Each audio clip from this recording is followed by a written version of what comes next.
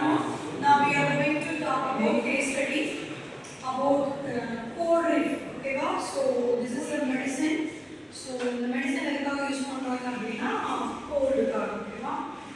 So nowadays பார்த்தீங்க அப்படின்னா very familiar with use பண்றாங்க அப்படின்னா ஒரு 11 to 21 குழந்தைங்க வந்து என்ன பண்ணிருக்காங்க எடுத்துட்டாங்க. So what is the reason அப்படின்னு சொல்லி செக் பண்ணுறப்போ என்ன ஆகும் அப்படின்னா அந்த குழந்தைங்களுக்கு வந்து திடீர்னு urinary black.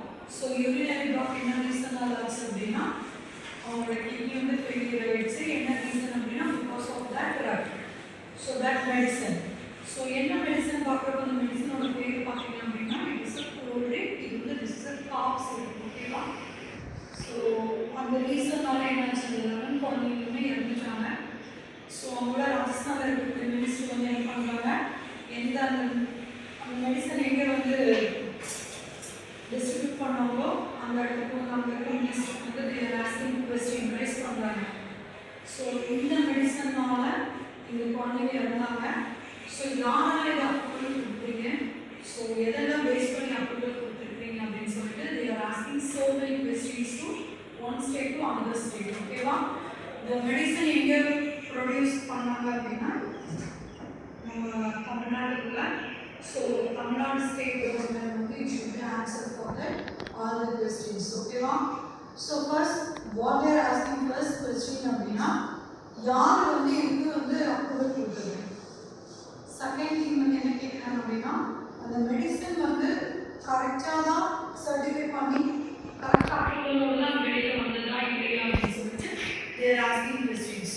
And third thing பார்த்தீங்க அப்படின்னா அந்த மினிஸ்டர் மேலே தான் ஃபுல் அண்ட் ஃபுல் என்ன பண்ணுறாங்க, அவங்களோட கொஸ்டினே ரைஸ் பண்ணுறாங்க. இந்த court also raising the question to minister. ஓகேவா?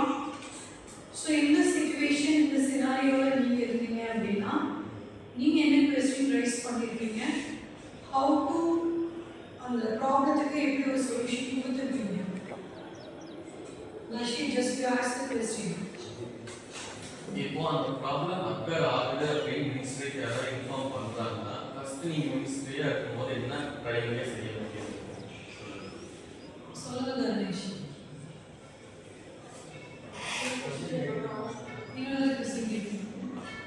இப்போ மினிஸ்ட்ரிக்கு ஒரு இன்ஃபர்மேஷன் வருது, இந்த ப்ராடக்ட்டில் வந்து டிஃபெக்ட் இருக்குதுன்னு சொல்லி மெடிசனில் வருது. இப்போ நீங்கள் தான் அந்த மினிஸ்ட்ரியாக இருக்கீங்க. அப்போ ஃபஸ்ட்டு ட்ரைனிங்காக என்ன டெசிஷன் எடுப்பீங்க அதை ஸ்டாப் பண்ணுறது?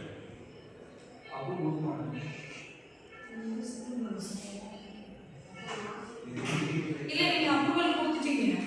ஸோ அந்த சொல்யூஷன் கொடுக்கணும்ல.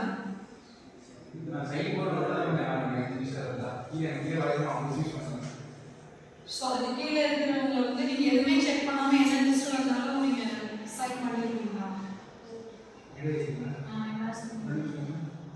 நீங்கள் சொன்னீங்கல்ல சைன் பண்ணி தான் நான் பண்ணுவேன் அப்படின்னு சொல்லிட்டு. ஸோ நீங்கள் எதுவுமே வெரிஃபை பண்ணாமல் நீங்கள் சைன் பண்ணிடுவீங்களா? என்ன நம்பர்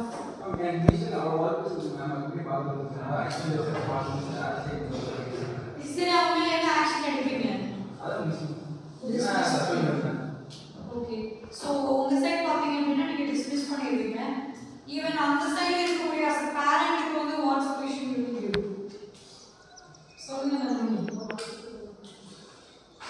3 days குள்ள ஒரு பேபிஸே இறந்துச்சு அப்படின்னா அந்த 3 days குள்ள அவங்க பாடியில் ஏதாச்சும் நடந்துருக்கும்ல, அப்பயே அவங்க உடனே ஹாஸ்பிட்டல் போயிட்டு பார்க்காம இருந்திருக்காங்க. இல்லை அதே ரெண்டு ஹாஸ்பிட்டல் அப்படின்னு இமீடியட்டாக என்ன பண்ணிட்டாங்க அப்படின்னா அவங்க ஹாஸ்பிட்டலே செக் பண்ணியிருக்காங்க. ஆமாம், செக் பண்ணதுக்கு அப்புறம் தான் அவங்களோட லேப் ரிசர்ச்சில் வந்துருக்குது. அது என்ன ரீசன் அப்படின்னா பிகாஸ் அந்த மெடிசன்னால தான் அவங்களோட ப்ராப்ளமே அப்படின்னு சொல்லி சொல்லுவாங்க. ஸோ அதனால என்ன பண்ணுறாங்க அப்படின்னா ராஜஸ்தான் மினிஸ்டர் வந்து என்ன பண்ணுறாங்க அப்படின்னா அவங்க வந்து சடனாக யாருக்கு கொஸ்டின் போய் எழுப்புறாங்க, தமிழ்நாட்டில் இருக்கக்கூடிய மெடிசன் மினிஸ்ட்ரிக்கு வந்து என்ன பண்ணுறாங்க கொஸ்டின் வந்து ரைஸ் பண்ணிட்டு இருக்காங்க. ஸோ இன்னும் அது இந்த கன்க்ளூஷன்ஸ்க்கு வரவே இல்லை. ஸோ அவங்க கேஸ் வந்து போட்டிருக்காங்க. The court will be decided the conclusion for that. Okay. So finally we are going to conclude that. So என்ன ஃபைனலாக பண்ணியிருக்காங்க அப்படின்னா அந்த மெடிசனை என்ன பண்ணிட்டாங்க, பர்ன் பண்ணிட்டாங்க. ஸோ எங்கெல்லாம் we have distributed that medicine, so return back to all the medicine. ஓகேவா? அந்த மெடிசன் எல்லாமே ரிட்டர்ன் பேக் பண்ணிட்டு அது எல்லாமே என்ன பண்ணிடுவாங்க, டிஸ்ட்ராக்ட் பண்ணிடுவாங்க. ஓகேவா? This is the conclusion. In future இந்த மாதிரி பிரச்சனைகள் வராமல் இருக்கணும்.